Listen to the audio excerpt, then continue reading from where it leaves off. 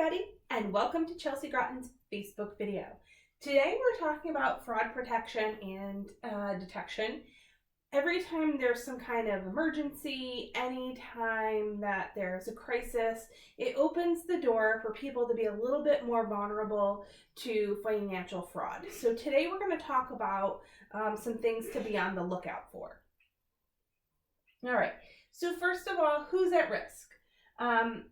Financial exploitation crosses all social, educational, and economic boundaries. They don't care who you are. They're just looking for your money. They're looking for your identity. So what are some different kinds, and what should we be on the lookout for? All right, so there's investment frauds and scams. This would be if you're not connected with a professional broker or investment person, you want to be really sure when you're making investments with your money that you really have done your homework and you have talked to a professional. It may not be your neighbor.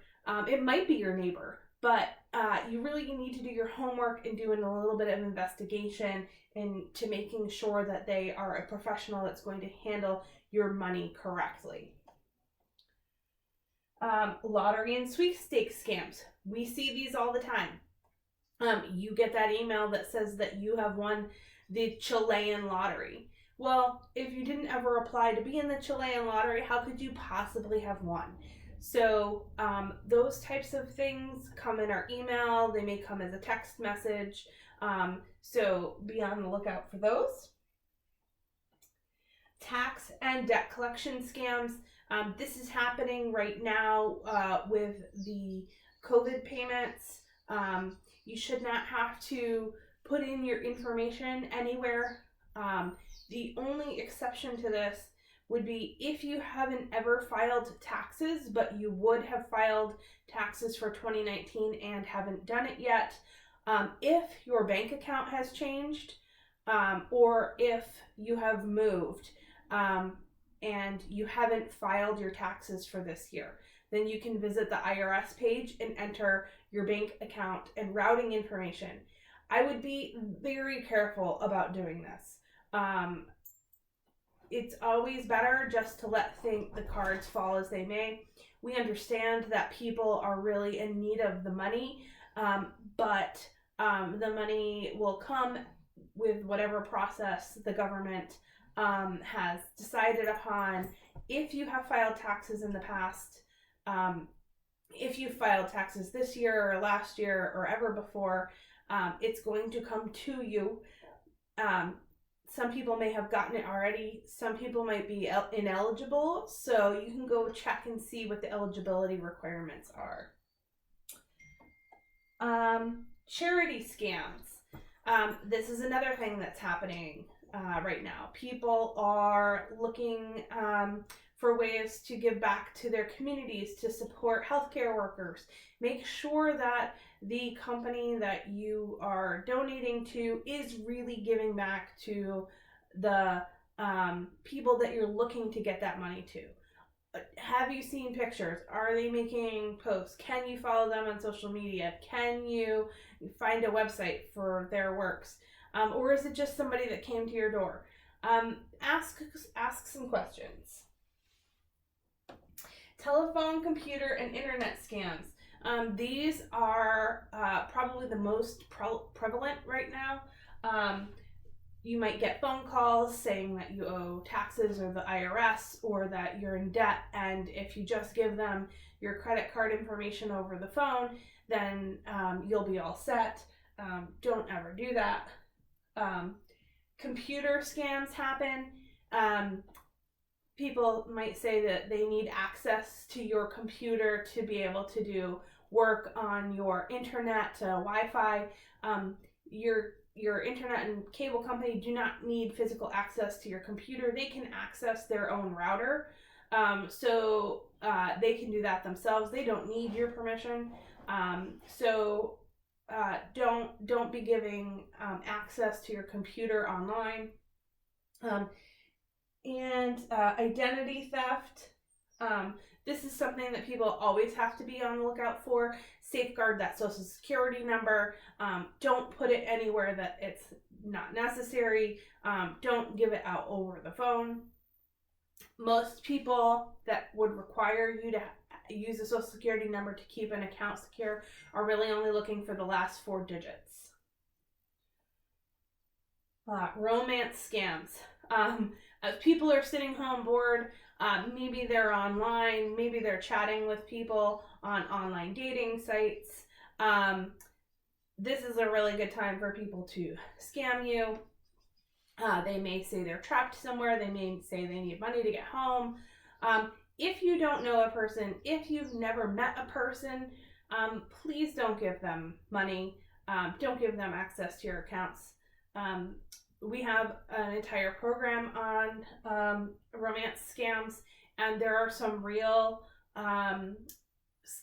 millions of dollars have been scammed out of some people with people that they've talked to for years but have never met, or maybe have met once or have talked to on the phone or have FaceTimed.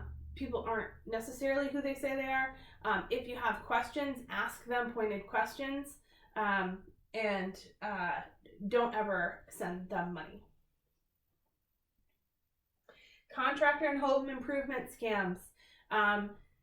If somebody comes into your driveway and says that they can do something on the cheap, really question that. Get things written down that you want estimates, that you want, contracts. Nobody should be doing anything for free or very cheap.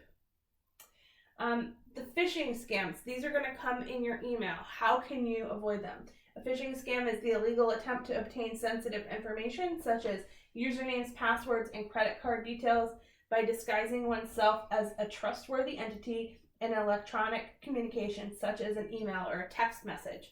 So you might get something from your email carrier, from a credit card company, from your insurance broker, whatever it might be, but it might not be really from them. Be on the lookout for these signs. Misspellings in the body of the email or weird email addresses. So be looking, even though it says it might come from, say, Amazon sourcing, hover over that email, see where that email is really coming from. Chances are it's not coming from Amazon at all. If something doesn't seem right, it probably isn't. If Amazon says you need to confirm a package delivery, but you haven't made any orders from Amazon, it's probably not correct. Amazon usually doesn't contact you in that way. Never click on any links in an email. If they want to redirect you to somewhere, don't click on links. If you think it is a real email from, say, Amazon, then go to Amazon. That information is going to be asked of you also in their messages to you in your account on their platform. Don't download attachments that you were not expecting. Even if they're Word documents, Excel documents, and PDFs, those things can all contain viruses that can infect your computer. So please don't download anything that you weren't expecting. If somebody you know sends you a document, give them a call or send them an email and say, hey, did you send me something? Chances are maybe their email was spoofed and they did not. Leave the email and visit the known website or call a known customer service number. That's true. If you think something might actually be true, there's no need to click on any link in that email. You can get that same information. They would have sent you that same information in your account online, or you can get it by contacting their customer service number. So if you're concerned that it's real, please feel free to give them a call or check the website in your account, but don't click any links in the email. Here's some examples. I am not 100% sure what you can see from where you're at. These were 2 that were sent to me. This one is from customer support. It says I should be able to view my invoice, but I haven't done any business with this company, so I wouldn't really have an invoice. It's meant to scare you because it says the invoice is for $7,966. It's meant to scare me into clicking on this, which would then compromise my computer. This one down here was also to me. It was from Apple, or it says it was from Apple, but looking at the email address, it's from bmitavasn@bmita.com. That's not Apple, okay? But it says your Apple ID has been, and it says backed. What is backed? For security reasons. I think that's supposed to say blocked. To unlock it, you must verify your identity. So they're wanting me to give them my Apple logon, which, gives them access to buying products and ordering services through my Apple. So I don't want to do that. Okay, so these two are ones that I have gotten just in the last several months that I inserted into this presentation. If you're a victim, if you click on something, if you do something that maybe is not 100% right and you're worried, don't panic. Everybody makes mistakes. But then we make more mistakes when we start to panic. So the first thing you should do is change all your passwords. So if you click a link and something happens, or you get that email from Apple and it says, hey, give us your username and password, and you do, chances are somebody's not going to get that immediately. You're like, and you think, oh, I shouldn't have done that. Immediately go to your Apple account, change the password, okay? And make it something that is not similar to the password that you just used. Make it something completely different. Forward the spoofed email to the company that they were spoofing's fraud department. Most companies have a fraud department, and they alert their customers when things are going around. So forward them the email. Scan your computer for viruses. Everybody should have a virus protection on your computer. Go ahead and run that and see what happens. Keep a close eye on your credit report for fraudulent accounts. So if you think you've given out information that people might be able to use to steal your identity, definitely keep a close eye on your credit report. Make sure that nobody opens accounts in your name.